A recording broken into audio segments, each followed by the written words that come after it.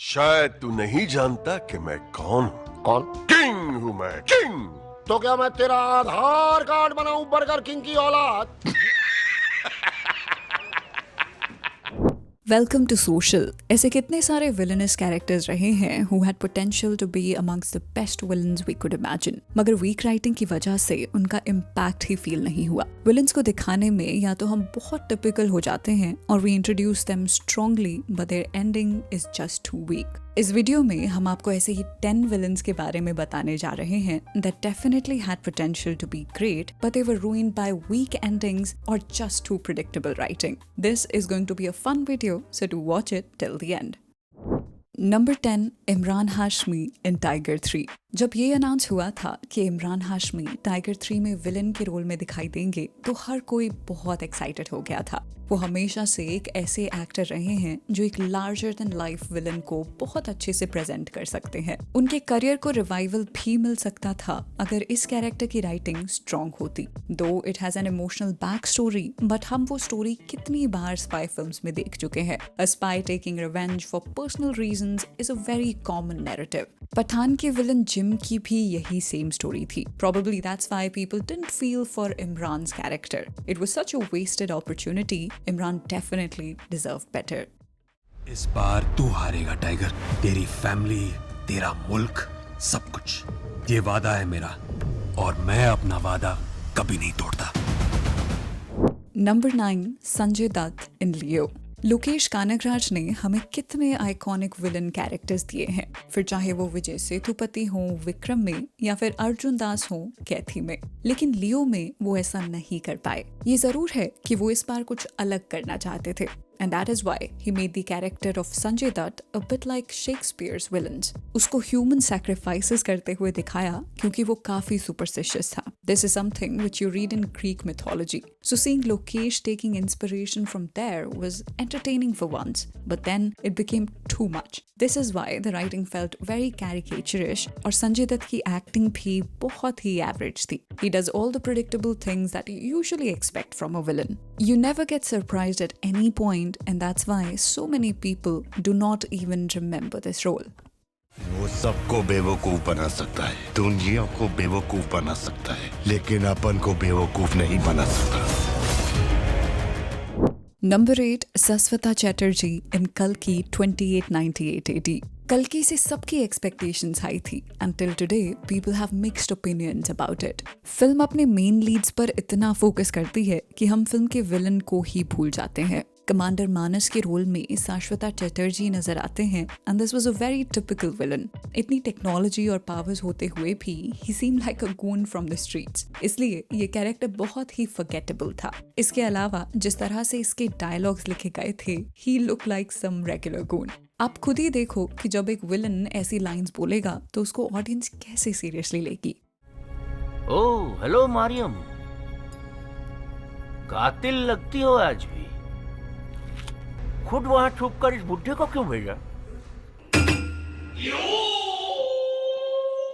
Number 7, Arjun Rampal in Dhakkad। Arjun Rampal is a perfect choice to play a negative role. He looked very menacing and ruthless as a villain.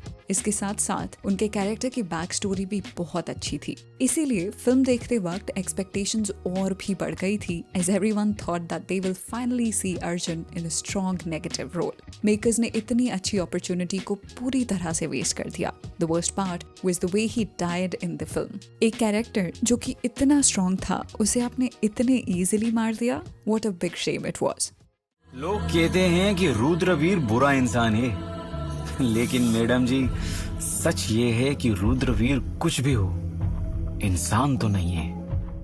Number 6, Akshay Kumar in Once Upon a Time in Mumbai दोबारा। In part 1 of the film, Imran Hashmi as Shoaib became iconic क्योंकि उस character में वो style था, एक menacing factor था जिससे वो एंड में डॉन बन जाता है।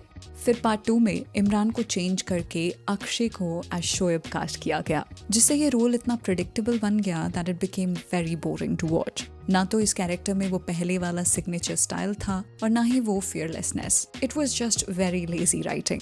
जस्ट इमेजिन एक इतना आइकॉनिक गैंगस्टर जिसके पास इतनी पावर है लेकिन वो एक शिप में छुपकर मुंबई से भागता है. That was just too disappointing for all the fans to watch.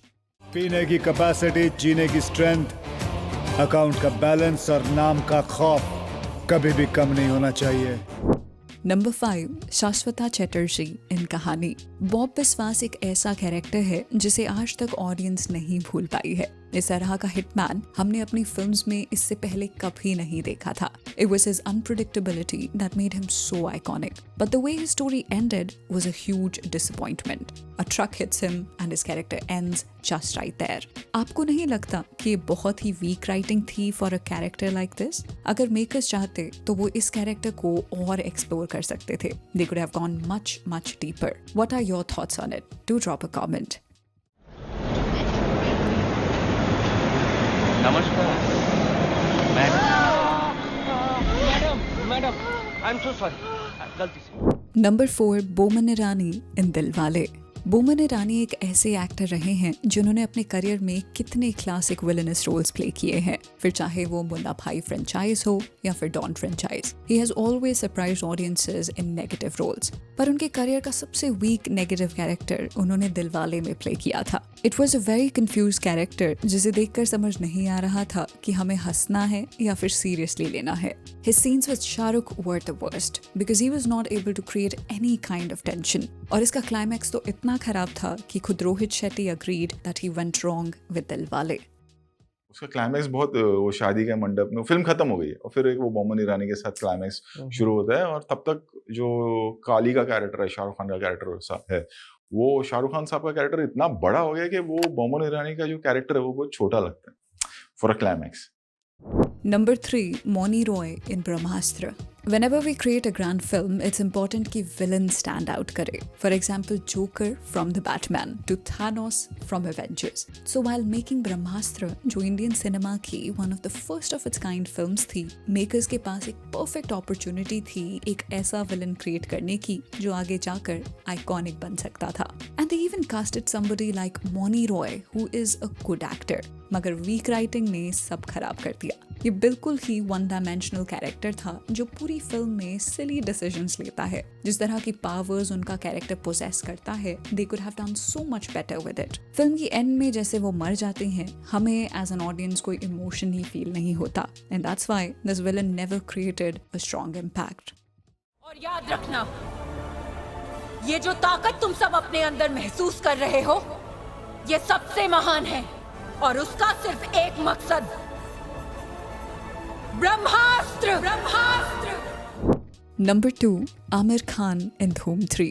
धूम जैसी फ्रेंचाइज में विलन प्ले करना कितनी बड़ी अपॉर्चुनिटी है. And when you have somebody like Amir, then the expectations are bound to increase. पर ये कितना unfortunate है कि makers ने इतने बड़े मौके को जाने दिया. The way they wrote Amir's part in Dhoom was a big letdown. वो double role वाला twist, those dialogues and that ending, nothing worked. धूम के villains की सबसे खास बात रही है उनका charisma. But here, nothing was visible on Amir. It was a complete mess of a character and that is why nobody even remembers the film now except for these scenes.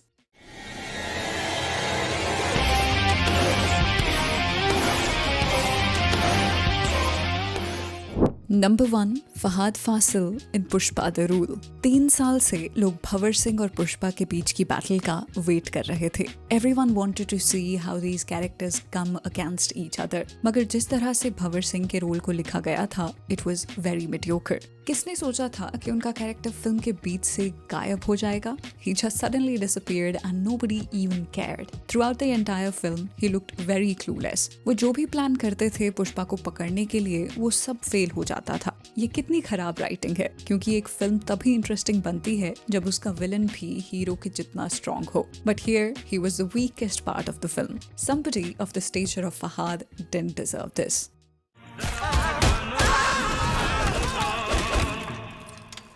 Party होगी पुष्पा, अब होगी party.